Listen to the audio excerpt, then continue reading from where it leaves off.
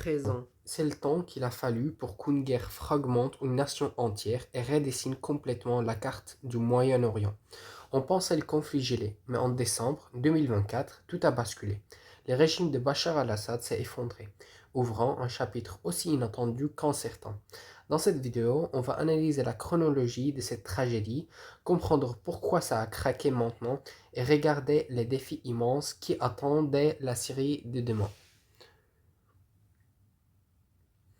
Alors, pour comprendre 2024, il faut revenir avant 2011. Ce soulèvement n'est pas né de nulle part. D'abord, il y a une bombe démographique. La population syrienne a quadruplé en 50 ans depuis 1970, mettant une pression énorme sur les ressources. Ensuite, une sécheresse majeure dans les années 2000 a provoqué un exode rural massif vers les villes qui ne pouvaient pas absorber cette misère. Le régime, lui, a survécu en jouant sur les peurs, montant les communautés les unes contre les autres et agitant le spectre du chaos pour se maintenir.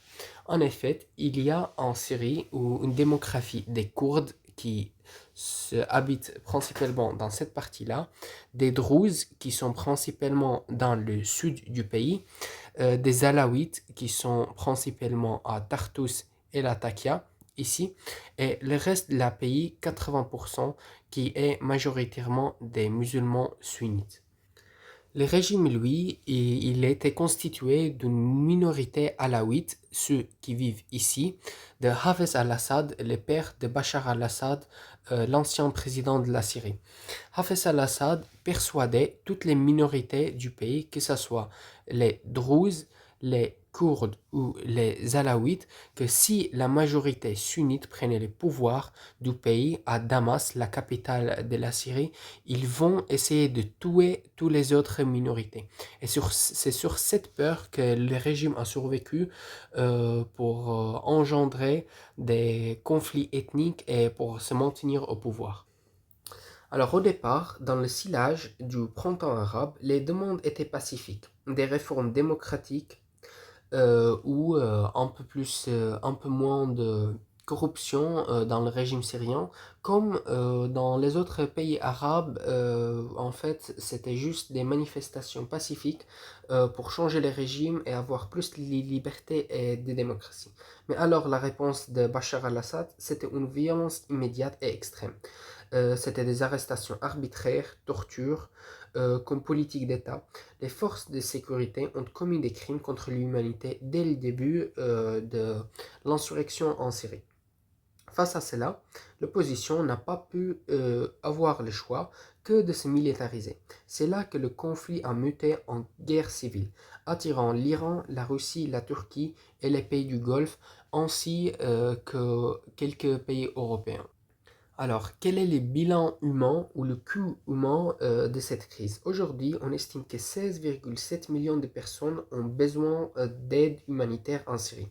Pour vous donner une idée, 70% de la population dépend de l'aide extérieure pour survivre. Ça veut dire quoi une aide extérieure?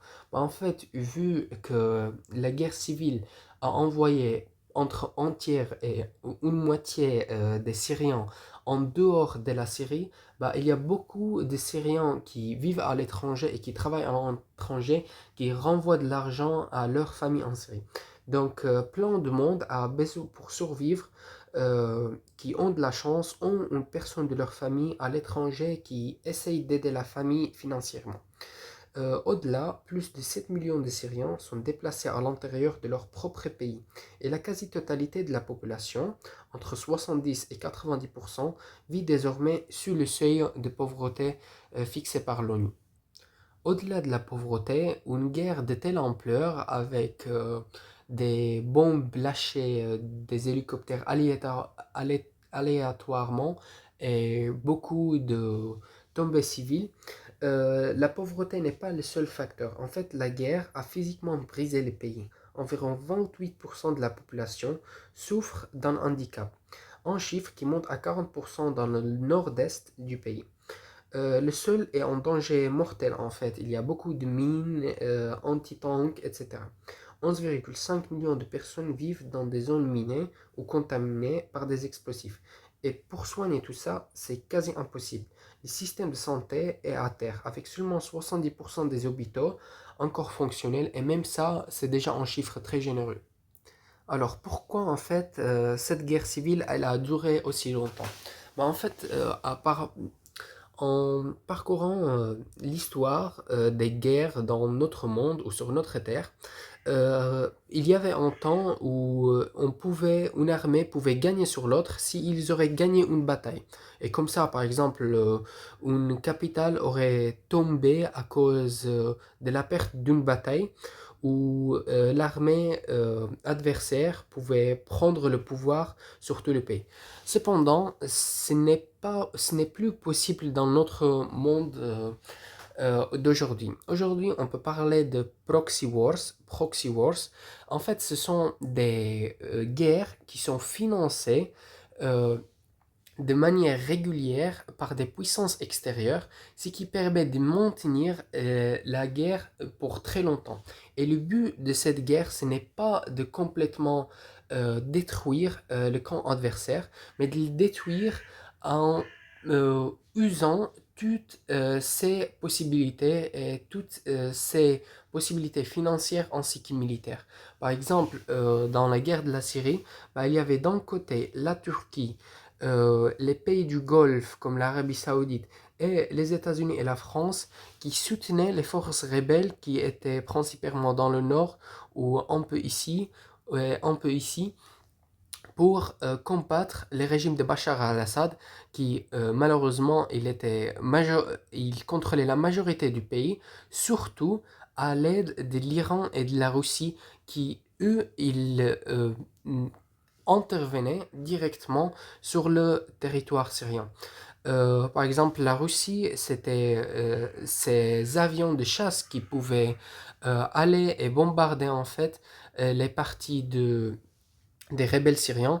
Et l'Iran a envoyé ses troupes directement du Liban, comme le Hezbollah, le Liban étant situé ici, ou de l'Iran pour aller combattre dans une guerre idéologique contre les sunnites majoritaires dans le pays. Mais alors, pourquoi ces pays faisaient en fait ça et pourquoi ils intervenaient dans la Syrie?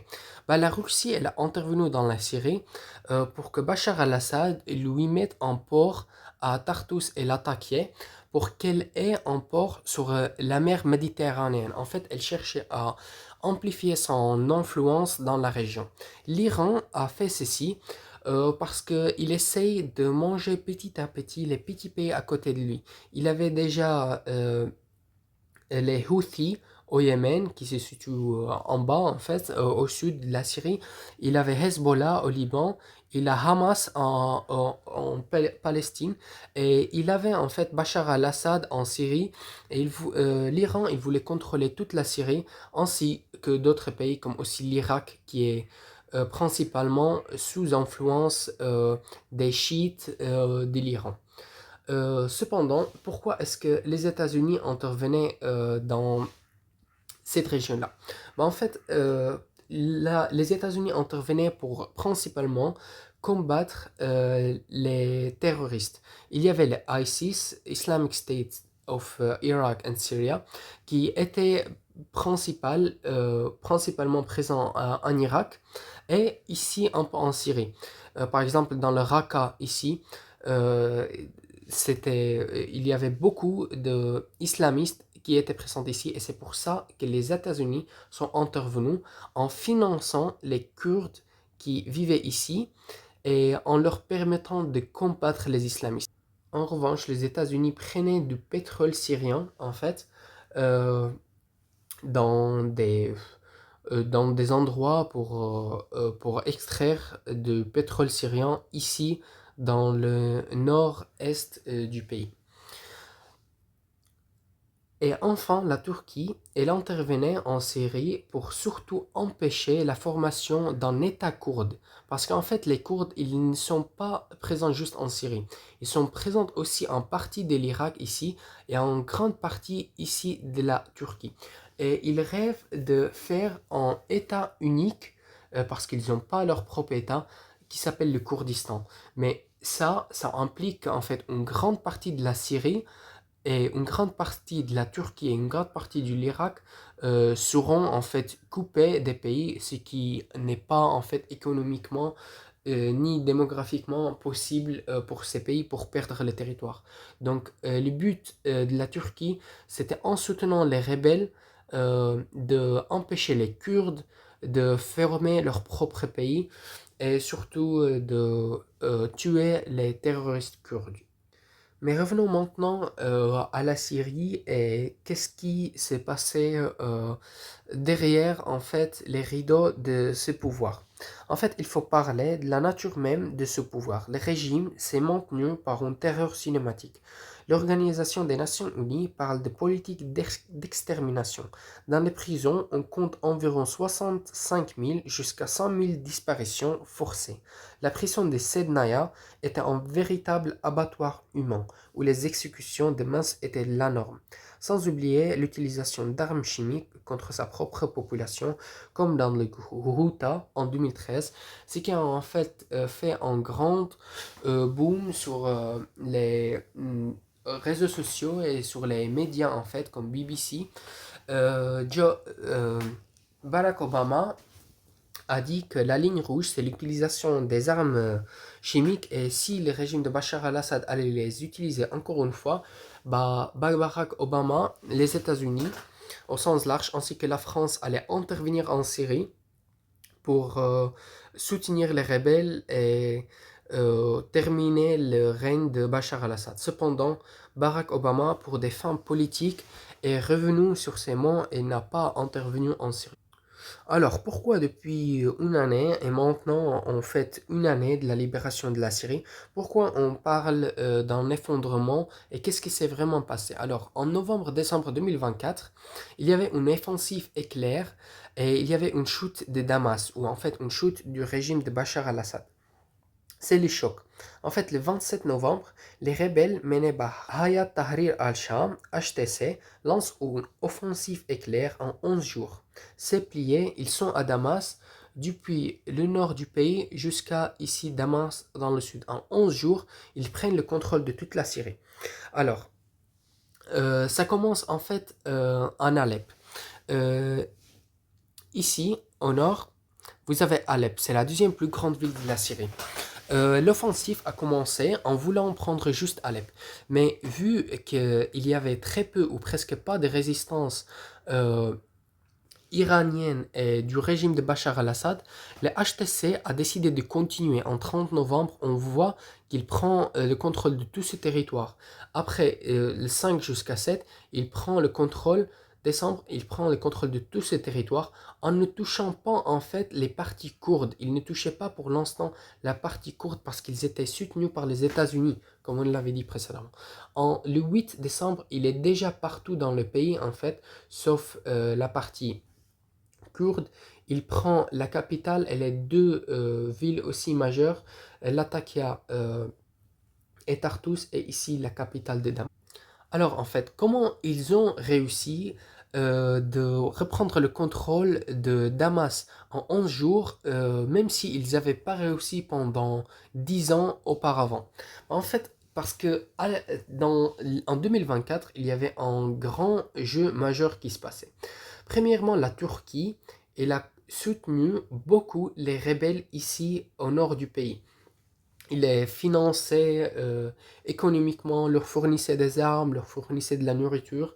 Donc, ce qui a rendu cette force rebelle très importante et plus importante qu'avant et beaucoup plus forte.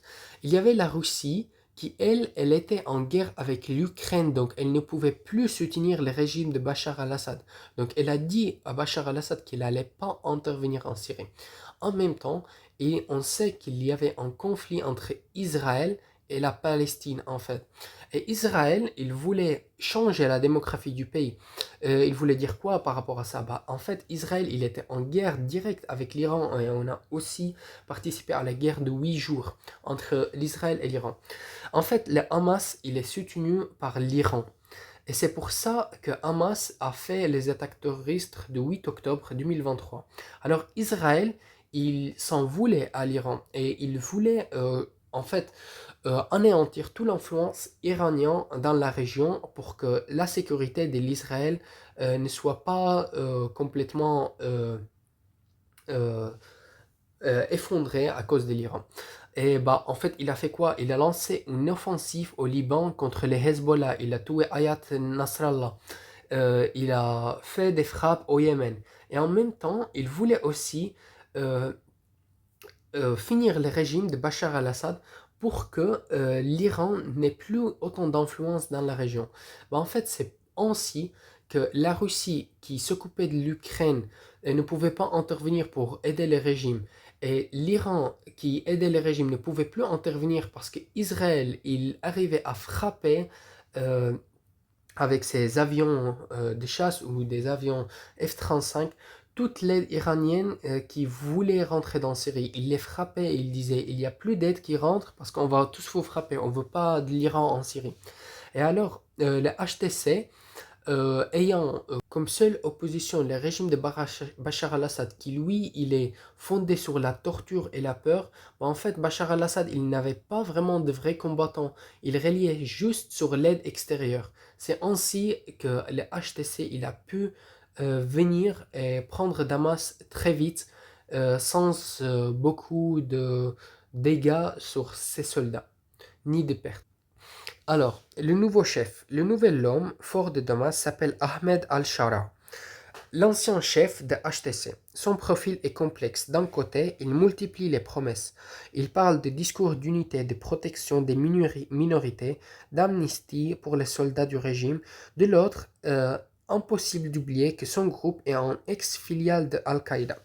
Beaucoup s'inquiètent. Quelle sera la place de la loi islamique? Les droits des femmes et des minorités seront-ils respectés sur le long terme? On peut voir qu'Ahmed al-Shara, il n'a pas fait un État islamique en Syrie comme on a vu par exemple par les talibans en Afghanistan. Il a juste voulu que résoudre les problèmes économiques du pays en levant les sanctions qui étaient imposées sur l'ancien régime sur la Syrie. Il voulait en fait réunifier les pays. Cependant, on a vu quelques attaques sur les Alaouites dont on vient de parler en Syrie et on a vu quelques attaques aussi aux Druzes. Donc on se demande, est-ce que ces attaques-là sur les Alaouites et sur les Druzes, elles étaient des attaques personnelles de quelques soldats, des attaques terroristes personnelles, ou est-ce qu'elles ont été commandées par Ahmad al-Shara? Les débuts de la transition en 2025 envoient deux signaux contradictoires. Le 10 mars, un accord historique est signé avec les forces kurdes pour préserver l'unité du pays. C'est le côté positif. Mais en même temps, entre le 6 et le 10 mars, une explosion de violence sectaire frappe la région de Latakia. Des représailles sanglantes contre les Alaouites et des chrétiens font plus de 1400 morts. Le nouveau pouvoir contrôle-t-il vraiment toutes ces troupes? À l'international, c'est un séisme. La Russie et l'Iran sont les grands perdants, leur influence régionale s'effondre avec Assad. Les États-Unis sont sous une potentielle administration Trump, restent flous et distants. Pour la France et l'Europe, c'est un dilemme. Faut-il dialoguer avec ce nouveau pouvoir pour pouvoir éviter le retour de Daesh et stabiliser les pays, ou le boycotter à cause de son passé djihadiste? Alors une chose est sûre, il n'y aura pas de paix durable sans justice. Les crimes commis sont pas trop graves. Plusieurs pistes existent, la Cour pénale internationale ou la compétence universelle dans des tribunaux étrangers pour en fait juger ceux qui ont fait des crimes de guerre en Syrie du régime de Bachar al-Assad. Le nouveau gouvernement a annoncé une commission d'enquête sur les massacres de Latakia. Ce sera leur premier test de crédibilité. Sont-ils capables de juger leurs propres alliés? En fait, la chute de la dictature n'est que le début. La Syrie fait face à 4 défis titanesques pour son avenir. Son sécurité, unifier les milices et empêcher le retour de l'État islamique. L'économie, trouver 200 à 400 milliards de dollars pour reconstruire un pays en ruine. La politique, créer un système qui inclut vraiment tout le monde. L'humanitarisme, permettre le retour digne des 6 millions de réfugiés. L'histoire de la Syrie libre commence à peine et elle reste à écrire. En fait, aujourd'hui, une année de l'effondrement d'un régime dictatorial qui a tué une centaine de milliers de personnes, torturé plein de gens et fait des erreurs et des crimes contre l'humanité en Syrie. Mais cela, en fait, reste à revoir pour que le prochain régime ne fait pas de même. Si cette analyse vous a aidé à y avoir plus clair, n'hésitez pas à liker et à vous abonner. Dites-moi en commentaire, êtes-vous optimiste pour l'avenir de la Syrie?